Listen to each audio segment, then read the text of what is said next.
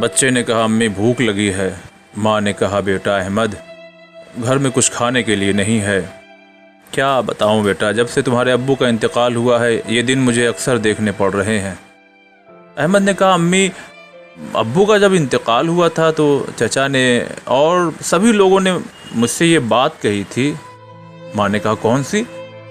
تو بچے نے کہا کہ سب لوگ یہی کہہ رہے تھے بیٹا کبھی بھی کوئی پریشانی تکلیف ہو تو پریشان نہیں ہونا، ہم لوگ ہیں، کبھی بھی کوئی بھی ضرورت پڑے بالکل بتانا ہم سے۔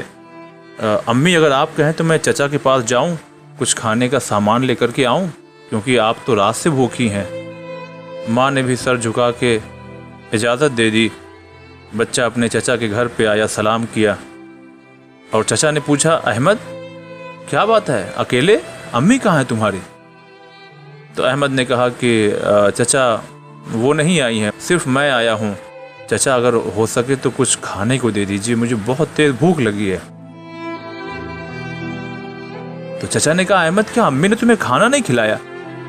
کہا نہیں وہ تو خود بھوکی ہیں رات سے۔ احمد کے چچا سمجھ گئے، جلدی سے آواز لگائی اپنی بیوی کو، جلدی لاؤ کھانا کھلاؤ احمد کو۔ احمد کیا ہوا، اتنی پریشان کیوں ہو، بھوکے کیوں ہو، کیا گھر میں کچھ نہیں کھانے کو؟ کہا چچا اکثر نہیں ہوتا گھر میں کھانے کو، آج زیادہ مجبوری ہوئی تو آپ کے پاس آیا ہوں۔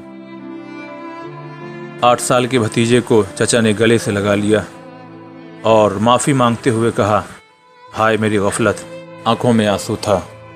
چچا نے اپنی بیوی کو آواز دی، ارے جلدی سنو، وہ سارے پیسے لے کر کے آؤ جن پیسوں سے میں 3 دن قربانی کرنے والا تھا، یعنی 3 دن بکرے خرید کر کے میں قربان کرتا، لیکن اس بار میں ایسا نہیں کروں گا، اس بار میں صرف ایک ہی بکرے کی قربانی کروں گا، وہ بھی بہت ہائی فائی نہیں، ایک نارمل سا بکرا لاؤں گا اور خدا کی راہ میں قربان کروں گا۔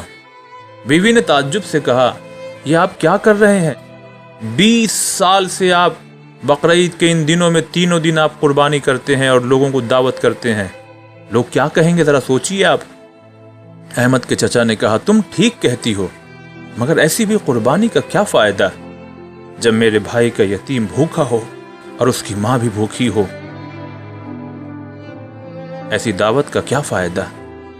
دیکھو اللہ نیت کو دیکھتا ہے، آج ہمارے ہی گھر میں ہمارا ہی بیٹا بھوکا ہے، ہائے میری غفلت، ہائے میری غفلت۔ اس کلپ کو بنانے کا یہ مقصد ہے کہ کہیں اس غفلت میں ہم اور آپ تو نہیں، اور کوئی ہمارے گھر میں غربت کی زندگی تو نہیں گزار رہا ہے اور ہم قربانی کے نام پر اپنی شہرت کو اور اپنی دولت کو لوگوں کے سامنے دکھا رہے ہیں۔ قربانی ضرور کریں لیکن ویسے ہی جیسی اللہ چاہتا ہے۔ والسلام علیکم ورحمۃ اللہ۔